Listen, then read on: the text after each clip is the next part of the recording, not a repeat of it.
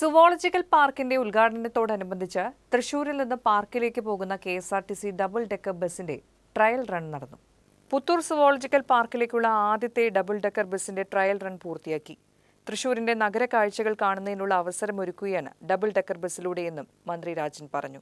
തൃശ്ശൂരിനൊരു പുതിയ അത്ഭുതമായിട്ട് 2026 ജനുവരി മാസത്തിൽ ഒരു പുതുവത്സര സമ്മാനമായി ജനുവരി മാസത്തിൽ ദിവതിയൊന്നും ഇപ്പോൾ പറയേണ്ട, ജനുവരി മാസത്തിൽ ഒരു പുതുവത്സര സമ്മാനമായി അത് സമ്മാനിക്കും എന്ന് ബഹുമാനപ്പെട്ട മന്ത്രി ഉറപ്പ് നൽകിയിട്ടുണ്ട്. അപ്പോൾ ആ പുതുവത്സരത്തിൽ പുത്തൂരിലേക്ക് മാത്രമല്ല തൃശ്ശൂരിൻ്റെ നഗര കാഴ്ചകൾ കാണാനുള്ള ഒരവസരം നമുക്കുണ്ടായതിൽ ബഹുമാനപ്പെട്ട മന്ത്രിയോട് ആവശ്യങ്ങൾ ഉന്നയിച്ച് കാലങ്ങളോളം കാത്തിരിക്കുക എന്നുള്ള ശീലമല്ല, പ്രഖ്യാപിച്ച് മിനിറ്റുകൾക്കകം ഓർഡർ കൊടുത്തു. അത് വരുന്ന സമയം ജനുവരിയാണെന്ന് അറിയിച്ചു. പുത്തൂർ പഞ്ചായത്തിനും മാത്രമല്ല തൃശ്ശൂരിൻ്റെ പൗരാവലിക്ക് വേണ്ടി പ്രത്യേകമായിട്ടുള്ള നന്ദി ബഹുമാനപ്പെട്ട മന്ത്രിയോട് രേഖപ്പെടുത്തുന്നു.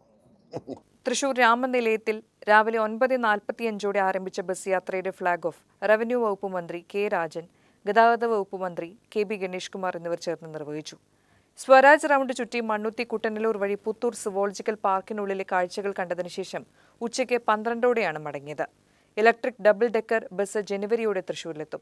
1.5 കോടി രൂപയാണ് ഗതാഗത വകുപ്പ് മന്ത്രി ഈ ബസ്സിനായി അനുവദിച്ചിട്ടുള്ളത്. പുത്തൂർ സുവോളജിക്കൽ പാർക്കിലും ഇലക്ട്രിക് KSRTC ബസ്സുകൾ വരും.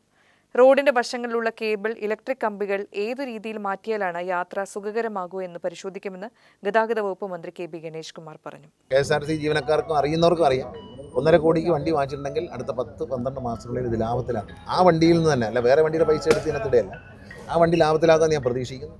ഭാവിയിൽ ഒന്നിലധികം വണ്ടികൾ തൃശ്ശൂരിൽ ഓടാൻ വരുന്ന സാഹചര്യം ഉണ്ടാകുന്നതാണ് എൻ്റെ ഒരു മനസ്സിലെ ഒരു ബിസിനസ് കാൽക്കുലേഷൻ ഇക്കാര്യം.